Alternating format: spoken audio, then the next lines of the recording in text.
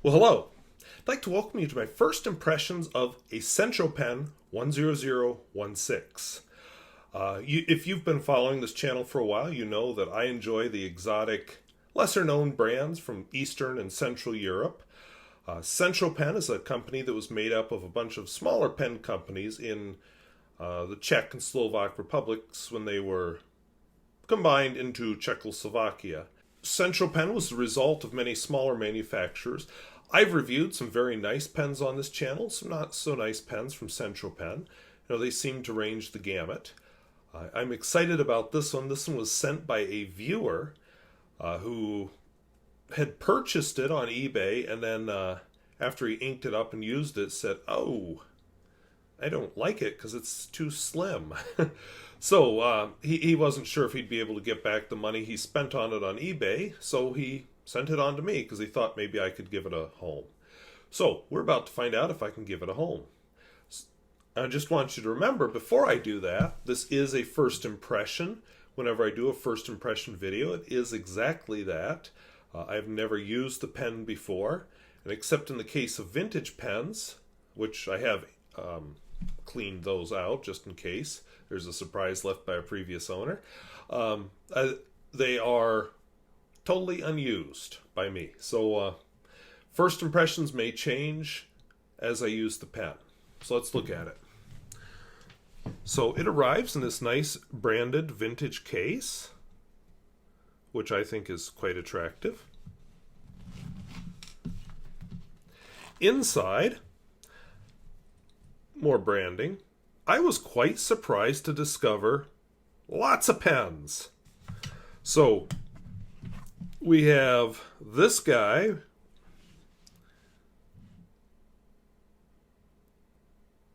Centropen 6204, which is actually a mechanical pencil without lead.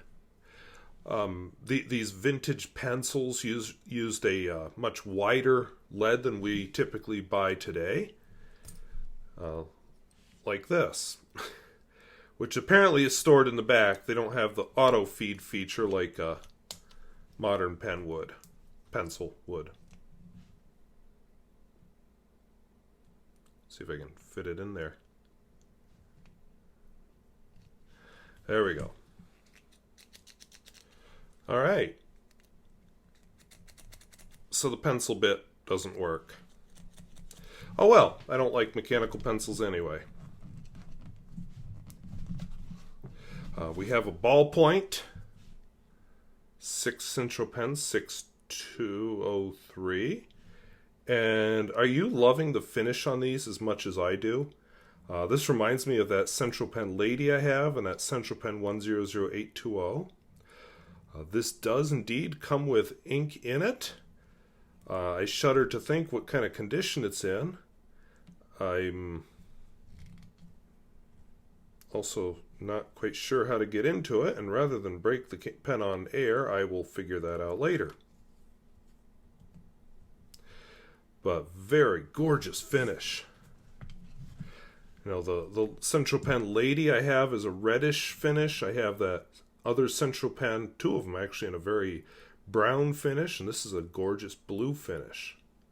So this, of course, is our feature tonight. Centropen 10016, and then there's a 627 written after it, which I'm not sure what it means, but there it is. And wow, that finish is amazing. Screw cap. This doesn't have one of the super amazing gold nibs that I've used on other Centropens. Centropen 42. I can't quite make out what the rest of that says.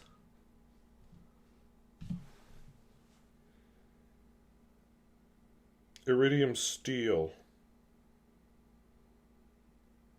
And it's a 42 with an O under it. So, make of that what you will.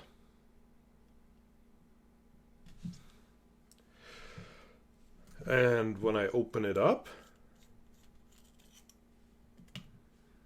I know he'd said he filled it, so I'm not surprised I was able to open that. Plus, I have before. So this is kind of a typical sort of a captured converter you'll find in a lot of Central European pens, especially the Soviet ones. These from Centropen, when I find them on these, typically are just a little better made and a little just more attention to detail. And I don't know about you, but I'm excited to see what this baby can do. So we're going to use some Diamine Sargasso C, which seem to fit the pen very well. I'm finding I like these smaller bottles because really, you know, you buy those big bottles of ink and then you're like, well, I'm never going to use it up. Unless it's black, because I do use a lot of black ink. That's the one I will buy more than one bottle a year. All right. And that's such a good fill the first time. I'm not going to try again. We'll discreetly clean it off camera. So this is the Centropen 10016. We're writing this with Diamine. The nib is slightly scratchy, but nothing objectionable. I think you can tell this is not a flex nib. Some steel nibs are, not this one.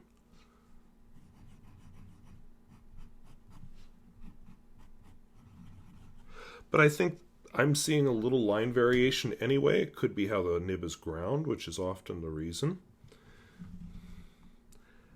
Also, I would say, and I think you would agree with me, this is a very wet nib. This is a fine nib that's fun. Usually I like my fine nibs for just business-like writing, and this one definitely has a little more fun than that. I think I'd like to try shading ink in it. The smear test.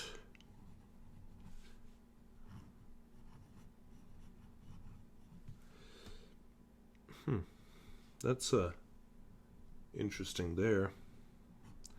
Of course, you know how that's going to go. That's a wet pen. And the reverse writing test.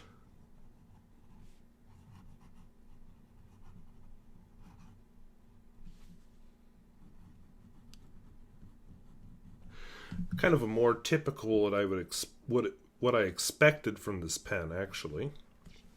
And finally, the world-famous Peer Gustafson test.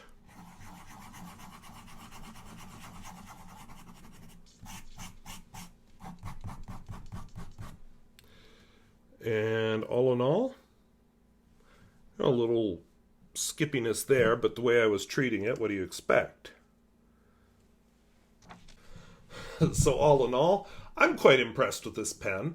I want to thank that viewer who sent it to me. I really enjoyed that. So yeah, looking forward to some more writing experiences with it. I wish I had more letters to write because I want to write some letters with this pen now. So expect me to be using this tonight for my other writing plans because I like it. So just also remember, oh, actually I need to do one more test, forgot. Not perfect, but it slipped right in there. So, I just want you to remember that this is a first impression, and a first impression is exactly that. I've never used the pen before. I don't know anything about the pen. I haven't experienced it with different inks or different papers. What you see is the limit of my experience with it. So, I don't review pens until they've been through at least 2 full fills. So, I want to thank you for watching. We'll see you later. Bye-bye.